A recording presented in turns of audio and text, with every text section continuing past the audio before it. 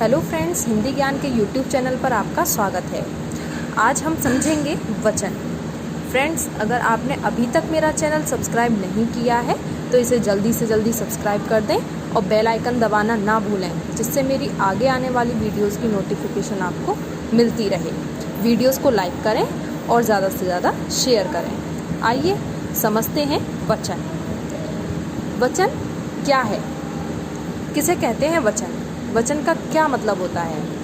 वचन का मतलब संख्या से होता है, ठीक है, जिससे हमें ये पता पड़ता है कि कोई चीज़, कोई व्यक्ति, कोई पदार्थ संख्या में एक है या अनेक। संज्ञा अथवा सर्वनाम के या विकारी शब्दों के जिस रूप से उनकी संख्या, वस्तु या प्राणी एक या अनेक का बोध होता है उसे वचन कहते हैं, ठीक है। आगे देखिए वचन के भेद। फ्रेंड्स, संस्कृत में 3 वचन होते हैं और हिंदी में केवल 2 वचन होते हैं, एक वचन और बहुवचन, ठीक है। एक वचन शब्द के जिस रूप से एक वस्तु, एक पदार्थ या एक व्यक्ति का बोध होता है उसे एक वचन कहते हैं, ठीक है, जिससे हमें एक चीज़ का बोध हो, ठीक है। जैसे उदाहरण देखिए कुछ। बालक पढ़ता है, ठीक है। बालक क्या करता है? पढ़ता है। कितना बालक है? एक बालक है। शेर दहाड़ता है। शेर क्या करता है? दहाड़ता है। कितने शेर है?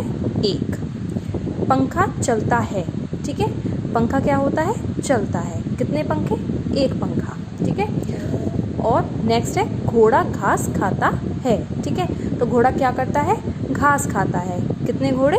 एक घोड़ा, ठीक है। तो अब हमें यहाँ पे पता पड़ा कि एक व्यक्ति, एक वस्तु और एक प्राणी क्या है, ये संख्या में एक है, ओके। नेक्स्ट है बहुवचन। शब्द के जिस रूप से एक से अधिक वस्तुओं, पदार्थों या व्यक्तियों का बोध होता है उसे बहुवचन कहते हैं, ठीक है। एग्जाम्पल देखिए, बालक पढ़ते हैं, ठीक है। तो पहले क्या था? बालक पढ़ता है और अब बालक पढ़ते हैं। तो कितने बालक हैं? मतलब काफ़ी सारे बालक, क्योंकि वो पढ़ते हैं, बहुवचन में हो गया, ठीक है। पंखे चलते हैं, ठीक है। कितने पंखे चलते हैं? बहुत सारे पंखे चलते हैं। घोड़े दौड़ते हैं, ठीक है। कितने घोड़े दौड़ते हैं? बहुत सारे घोड़े दौड़ते हैं, ठीक है। और शेर दहाड़ते हैं, ठीक है। तो कितने शेर दहाड़ते हैं? बहुत सारे, ठीक है। इससे हमें एक से अधिक का बोध हुआ, ठीक है। फ्रेंड्स, वचन में से 1 या 2 प्रश्न अवश्य एग्जाम्स में आते हैं, ठीक है। इसीलिए एक एक नंबर भी हर एग्ज़ाम में बहुत ज़रूरी होता है। और जिस तरीके से एग्ज़ाम में क्वेश्चन आते हैं, अब हम वही सीखेंगे एक वचन से बहुवचन बनाना। पहला है आ के स्थान पर ए कर देने से। मतलब जिन एक वचन शब्दों के अंत में आ की ध्वनि आए, उन शब्दों के अंत में ए कर देने से उनके बहुवचन शब्द बन जाएंगे, ठीक है। देखिए जैसे छाता, ठीक है। अब छाता, इसमें अंत में किसकी ध्वनि आई? आ की। अब हम इसमें ए करेंगे तो हो जाएगा छा ते, ठीक है। जैसे घोड़ा, घोड़े, लड़का, लड़के, गधा, गधे, पीला, पीले, चूहा, चूहे, ताला, ताले, शीशा, शीशे, ठीक है। ये कुछ उदाहरण थे। इसी तरीके से एक वचन से बहुवचन शब्द बनाए जाते हैं।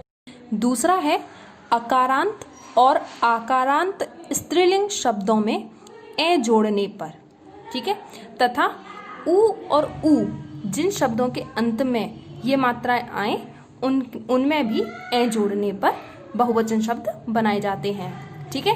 देखिए पुस्तक, पुस्तक, तक में क्या आ रहा है? अकारांत, ठीक है। अ की ध्वनि आ रही है, छोटे अ की। तो जब हम इसका बहुवचन करेंगे हो जाएगा पुस्तकें। दावत, दावतें, रात, रातें, सड़क, सड़कें, बात, बातें, ठीक है। लेखिका, अब इसमें क्या आया? आकारांत, मतलब बड़े आ की ध्वनि। तो इसका हो जाएगा लेखिकाएं, माता, माताएं, आत्मा, आत्माएं, कला, कलाएं, माला, मालाएं। ठीक है। अब ऊ और ऊ वाले शब्द जैसे धातु, धातुएं, बहु, बहुएं, वस्तु, वस्तुएं।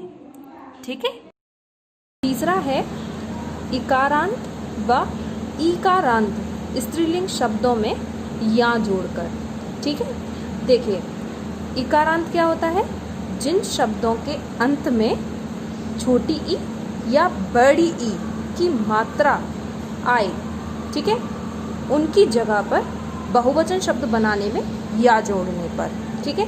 देखिए, जैसे नीति, तो नीति का बहुवचन होगा नीतियाँ।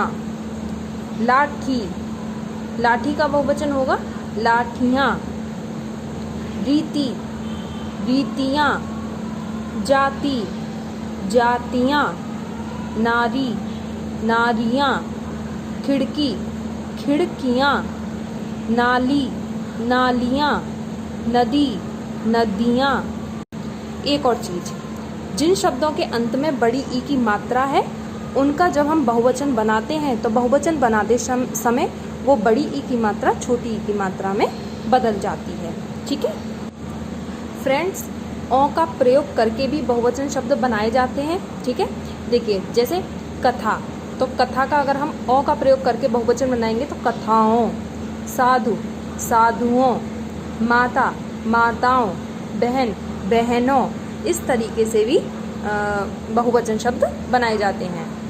एक मोस्ट इम्पोर्टेंट बात, कुछ शब्द हमेशा बहुवचन में ही प्रयोग होते हैं। ठीक है, वो एक वचन में नहीं आते और उनका कोई बहुवचन नहीं होता, वो हमेशा ही बहुवचन में प्रयोग किए जाते हैं। ठीक है। अब ऐसे कौन कौन से शब्द होते हैं देखिए, जैसे प्राण। ठीक है, मेरे प्राण निकल गए या उसके प्राण निकल गए। ठीक है, तो प्राण निकल गए, गए बहुवचन में प्रयोग होने लग गया। ठीक है। प्राण निकल गया, ऐसे तो गलत हो जाएगा। ठीक है, तो प्राण निकल गए, ये सही सेंटेंस है। ओके। दूसरा, दर्शन, आंसू, होश, बाल, हस्ताक्षर, समाचार, लोग, प्रजा। ये ऐसे शब्द हैं जो हमेशा बहुवचन में प्रयोग किए जाते हैं। ऐसे ही कुछ शब्द ऐसे भी होते हैं जो हमेशा एक वचन में प्रयोग होते हैं, उनका कोई बहुवचन नहीं बनता। ठीक है। अब ऐसे कौन से शब्द होते हैं, जैसे माल। ठीक है, माल लूट लिया। ठीक है, चोरों ने मेरा माल लूट लिया। अब माल में कोई एक चीज़ भी हो सकती है और अनेक भी हो सकती हैं। ठीक है, तो लेकिन प्रयोग हमेशा एक वचन में ही होगा। ऐसा नहीं होगा कि माल लूट लिए, वो गलत वाक्य हो जाएगा। ओके। देखिए, दूसरा, जनता, सामान, सामग्री, सोना, क्रोध, झूठ, क्षमा, छाया, सत्य, प्रेम, जल, दूध, वर्षा, हवा, आकाश, अग्नि। ये ऐसे शब्द हैं जो हमेशा एक वचन में प्रयोग किए जाते हैं। फ्रेंड्स, आदर्श सूचक शब्दों में या आदरणीय व्यक्तियों के लिए, ठीक है, सदैव बहुवचन का प्रयोग किया जाता है। ठीक है। देखिए, कुछ एग्जाम्पल देखते हैं, जैसे पापा जी आ रहे हैं। ठीक है, तो पापा जी आ रहे हैं, ना कि पापा जी आ रहे हैं या पापा जी आ रहा है। तो ये क्या है, ये पापा जी के लिए गलत शब्द हो जाएंगे। ठीक है, इसीलिए आदर सूचक शब्दों में सदैव बहुवचन का प्रयोग होता है और जो आदरणीय व्यक्ति होते हैं उनके लिए हम बहुवचन का प्रयोग करते हैं। ओके। शिक्षिका पढ़ा रही हैं। ठीक है, शिक्षिका क्या कर रही हैं, पढ़ा रही हैं। एक ही शिक्षिका पढ़ा रही है लेकिन पढ़ा रही हैं, क्योंकि अगर हम ये कहेंगे शिक्षिका पढ़ा रही है तो वो उसके लिए, शिक्षिका के लिए गलत शब्दों का प्रयोग हो जाएगा।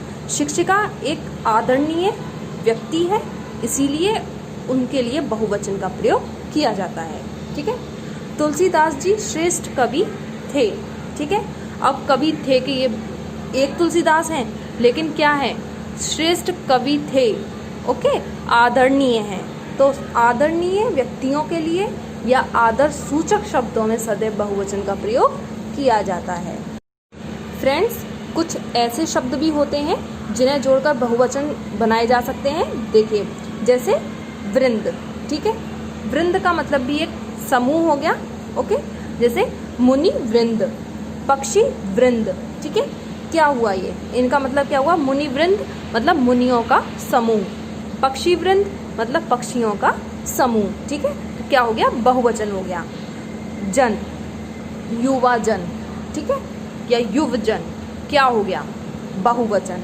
ओके, गण, गण का प्रयोग करके भी हम बहुवचन शब्द बनाते हैं, जैसे कि कृषक गण, ठीक है, किसानों का समूह, ठीक है, लेखक गण, लेखकों का समूह। ओके, ऐसे ही वर्ग, छात्र वर्ग, छात्रों का समूह, ठीक है, और कर्मचारी वर्ग, कर्मचारियों का समूह। ओके, और लोग, नेता लोग, सब लोग, सभ्य लोग, ठीक है, तो ये क्या है, बहुवचन शब्द इन शब्दों से बनाए जाते हैं। फ्रेंड्स, एक और छोटी सी बात, एक शब्द का बहुवचन अनेक होता है, ठीक है, कई जगह पर कभी कभी हम लोग अनेकों शब्द का प्रयोग कर देते हैं, लेकिन वो गलत होता है, ठीक है। एक एग्जाम्पल, जैसे कि बाग में अनेकों वृक्ष थे, ठीक है, ये क्या है, ये गलत वाक्य है, अशुद्ध है, क्योंकि अनेकों कुछ अर्थ नहीं होता अनेकों का, ठीक है। क्या आएगा, बाग में अनेक वृक्ष थे, एक का जो बहुवचन होता है वो अनेक होता है, इसीलिए ये चीज़ हमेशा याद रखनी है। अगर कहीं भी अनेकों शब्द का यूज़ होगा तो वो गलत वाक्य होगा। फ्रेंड्स, आई होप आपको ये वीडियो समझ में आई होगी, और आपको ये वीडियो कैसी लगी कमेंट बॉक्स में लिखकर ज़रूर बताएं। अगर आपकी कोई समस्या हो तो वो भी आप कमेंट बॉक्स में लिखकर मुझसे पूछ सकते हैं, मैं आपकी हर समस्या का समाधान करने का प्रयास करूँगी। फ्रेंड्स, ज़्यादा से ज़्यादा वीडियोज़ को शेयर करें और चैनल को सब्सक्राइब करें। Thank you.